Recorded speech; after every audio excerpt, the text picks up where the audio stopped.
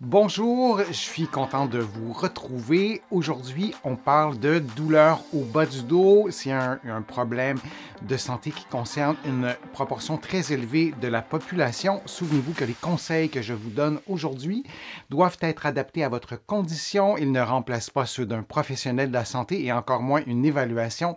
Vous allez trouver beaucoup de conseils que je vous donne aujourd'hui dans mon livre 99 façons de soulager les douleurs au dos et au cou. Vous pouvez le trouver facilement en librairie et je vous mets le lien dans la description de la vidéo pour que vous puissiez le trouver aussi facilement de l'autre côté de l'Atlantique. Les douleurs chroniques au bas du dos, est-ce que c'est une supercherie? Et là, je m'explique.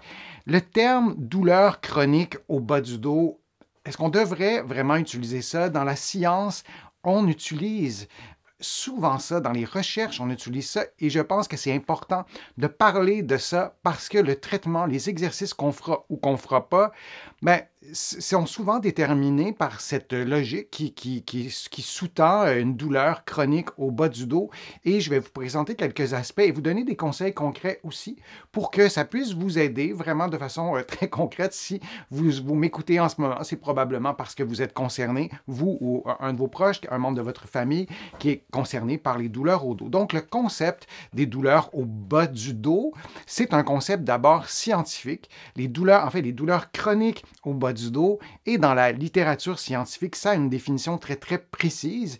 Et lorsqu'on pense à cette définition-là dans un contexte de recherche, ça a des forces et des faiblesses, et quand on y pense dans un contexte clinique ou pour soi, pour se soigner soi-même, d'avoir l'étiquette douleur chronique au bas du dos, parfois ça nous oriente vers des pistes de traitement qui ne sont pas appropriées et on doit absolument parler de ça. Je vais y aller rondement. La catégorisation des douleurs au bas du dos, il y a les douleurs aiguës, il y a les douleurs chroniques. Aiguës voulant dire une douleur forte, une douleur récente, c'est le mot que je ne voulais pas dire. Ça ne veut pas dire une douleur forte, ça veut dire une douleur récente dans le langage plutôt scientifique. Et une douleur chronique, ben, le nom le dit, c'est une douleur qui est pas récente, et je le dis volontairement en utilisant ces termes-là. On voit aussi dans la littérature des douleurs au dos au bas du dos spécifique, c'est peut-être votre cas, vous avez peut-être une sténose spinale, vous avez peut-être une fracture ostéoporotique, vous avez peut-être eu un diagnostic qui confirme qu'il y a une structure anatomique qui est lésée, qui est abîmée. Alors j'ai mes grosses vertèbres qui sont complètement disproportionnées, mais on voit les vertèbres, on voit le disque en rouge, on voit les racines nerveuses, les nerfs en jaune. Alors vous avez peut-être eu un diagnostic comme ça, alors vous avez une douleur au bas du dos spécifique. Et il y a des douleurs non spécifiques et non spécifiques voulant dire tout ce qui n'a pas été confirmé par un diagnostic officiel.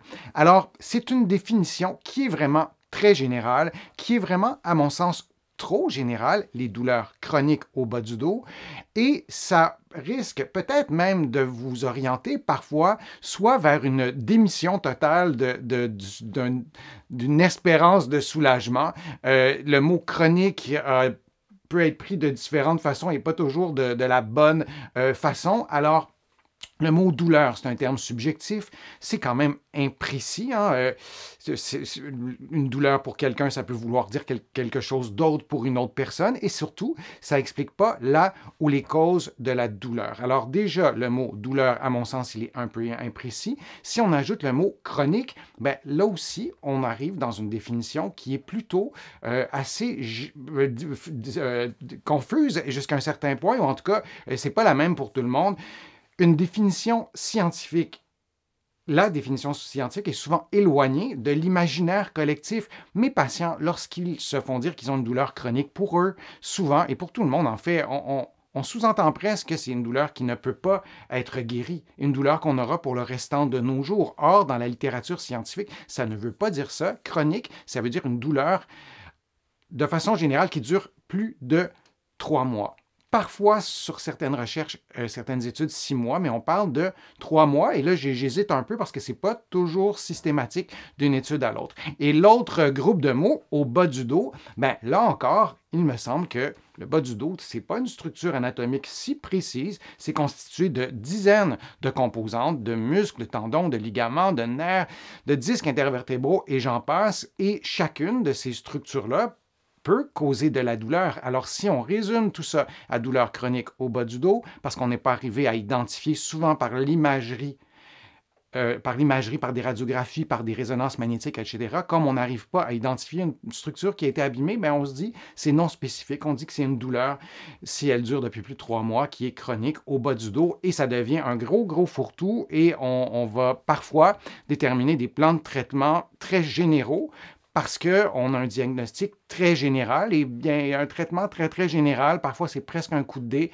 sur vous ou sur une autre personne qui a le même diagnostic, encore une fois, qui est très général. Je vous montre un tableau qui est tiré d'une étude qui a été faite par des collègues québécois. Je vous mets le nom de l'étude dans le bas de l'écran. Vous le voyez, je laisse l'écran volontairement en gros pour que vous puissiez noter le titre si vous souhaitez faire des recherches. C'est en accès gratuit sur le web. C'est une excellente étude. Je vous explique en quelques mots ce que ce diagramme signifie. On n'entrera pas dans tous les chiffres, les détails, mais vous allez voir, c'est assez simple à résumer. Alors, on voit ce graphique-là, on voit ces 3 sphères, et ce sont des façons différentes de qualifier les douleurs au bas du dos. On a les douleurs non chroniques dans le cercle jaune. Vous le voyez, c'est en anglais. Un nouvel épisode dans le cercle turquoise foncé, et dans le cercle bleu pâle ou vert, bien, on a les douleurs aiguës. Et ce qu'on peut retenir de ça, c'est que dans la classification qu'on retrouve dans les études scientifiques, vous voyez les pourcentages, eh bien, il y a des études, il y a des personnes qui se retrouvent dans plus d'un groupe.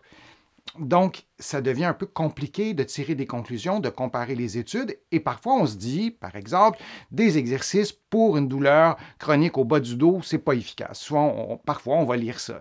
Mais quelle est notre définition de la douleur chronique au bas du dos? Bien, déjà, on se rend compte qu'il y a des personnes qui sont dans les 2 groupes et même certaines personnes qui sont dans les 3 groupes. Donc, ça veut peut-être, je ne dirais pas, ça ne veut rien dire, mais la définition, elle est un peu floue. Alors, notamment dans la conclusion de cette étude-là, je vous laisse la lire, mais on dit que ça serait peut-être bien qu'on ait une façon plus spécifique de catégoriser les douleurs au bas du dos lorsqu'elles sont persistantes. Et là, dans ce graphique-là, peut-être que vous avez été identifié dans un groupe et peut-être que c'est peut-être pas la meilleure façon d'orienter le traitement pour vous. C'est une hypothèse. Peut-être que vous êtes très bien soigné, que vous avez le traitement approprié, mais il y a probablement, à la lecture de cette étude-là, des personnes qui ont des traitements qui sont peut-être pas les plus appropriés, et c'est intéressant de toujours s'en souvenir pour penser, pour réfléchir au diagnostic qu'on reçoit ou qu'on ne reçoit pas, si c'est un diagnostic qui est très flou. Alors, je vous montre en ce moment 3 sphères, et c'est une autre façon de classer les douleurs. Vous allez trouver une vidéo sur ma chaîne qui vous explique ça en détail, mais on a des douleurs qui sont causées par une blessure à une structure, une douleur nociceptive. Une douleur neuropathique, c'est une douleur qui est causée par une blessure au nerf ou au système nerveux, par exemple à la moelle épinière. Et une douleur nociplastique, c'est une douleur qui est causée par un dysfonctionnement des centres nerveux qui analysent la douleur. Par exemple, j'ai des patients qui ont une sensibilisation centrale, qui ont une douleur, mais qui est amplifiée en raison de leur mécanisme dans le cerveau qui détecte, interprète, analyse la douleur. Alors, l'idée de vous présenter tout ça, c'est pas de vous noyer d'informations, mais c'est de vous présenter d'autres façons de voir la douleur et de peut-être questionner parfois ce diagnostic très général qui ne s'appuie pas sur la cause d'un problème. Et là aussi, pour les douleurs, les 3 douleurs que vous voyez, c'est la même chose, je vous le montre. Les cercles ne sont pas séparés comme vous avez vu au départ, mais les cercles se croisent. Il y a des zones communes à ces différents cercles-là, et il faut en tenir compte dans le traitement. Il ne faut pas oublier non plus qu'il y a des aspects psychologiques, qu'il y a des aspects biologiques et il y a des aspects sociaux. Les personnes qui ressentent un sentiment profond de solitude sont plus à risque de douleur. Par exemple, si on fait souvent des dépressions, statistiquement, on est plus à risque de douleur au bas du dos. Et quand on arrive au traitement, vous m'écrivez beaucoup de questions liées aux douleurs au bas du dos. Et bien sûr, on voudrait savoir quel exercice, on voudrait savoir quelle pilule je devrais prendre. Mais ce que vous voyez à l'écran, cette vue d'ensemble, il ne faut jamais perdre cette vue d'ensemble, de toujours la garder en tête, parce que la clé du soulagement passe parfois par plusieurs de ces sphères que vous voyez en ce moment.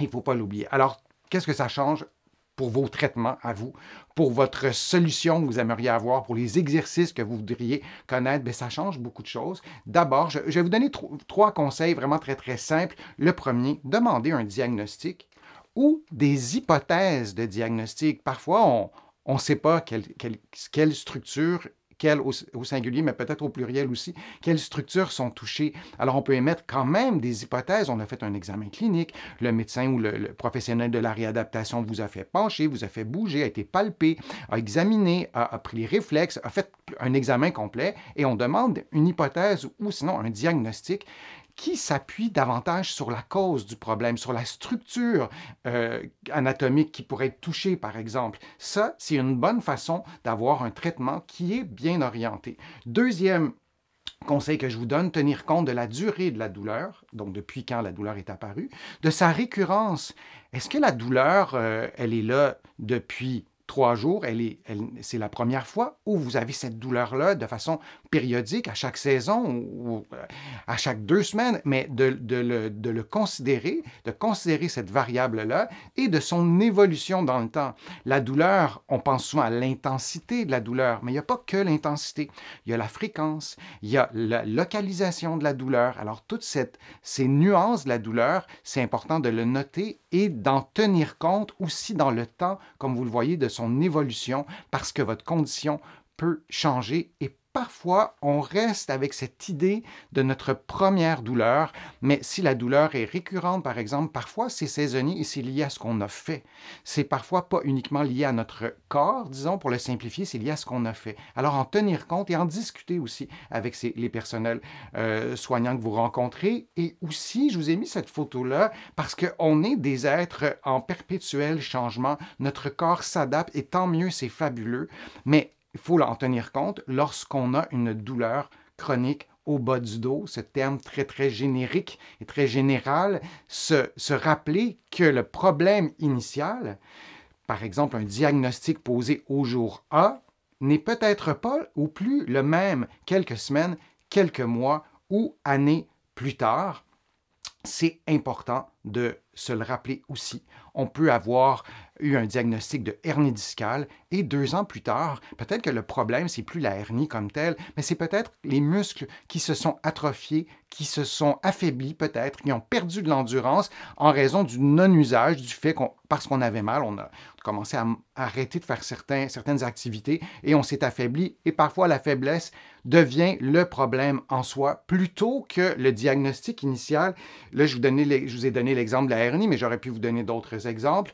Et c'est important de réviser ça, de revisiter le diagnostic ou l'impression clinique ou les hypothèses qui ont été formulées au départ quand vous avez eu votre diagnostic ou quand vous avez commencé vos traitements ou quand vous avez commencé vos exercices, par exemple, parce que vous n'avez pas accès à des soignants, disons. Alors, c'est important de tenir compte de ça et de ne pas se contenter du terme très générique « douleur chronique au bas du dos ». Alors, je vous remercie d'avoir été là, d'avoir été présent et présente. Et je vous remercie aussi de vos nombreuses questions. Vous le savez, je lis toutes vos questions. Je les garde en banque pour de prochaines vidéos. J'essaie d'y répondre en temps réel lorsque je peux le faire. Vous allez trouver beaucoup d'informations sur mon site web, le www.denisfortier.ca. Vous allez trouver aussi beaucoup d'informations dans mes livres que vous pouvez trouver un peu partout en librairie au Canada et aussi de l'autre côté de l'Atlantique. Je vais vous mettre le lien dans la description de la vidéo pour que vous puissiez trouver mes livres facilement. Je vous remercie aussi pour vos contributions sur ma chaîne. Vous pouvez le faire maintenant sur YouTube en cliquant sur le petit cœur et en faisant votre contribution. Vous pouvez le faire sur ma chaîne et considérer vraiment ces remerciements comme personnels. Ils me permettent, vos contributions, ou elles me permettent plutôt à continuer mes activités sur le web et à vous présenter tous ces contenus. Alors, j'espère vous revoir pour une prochaine vidéo, pour un prochain direct et à bientôt.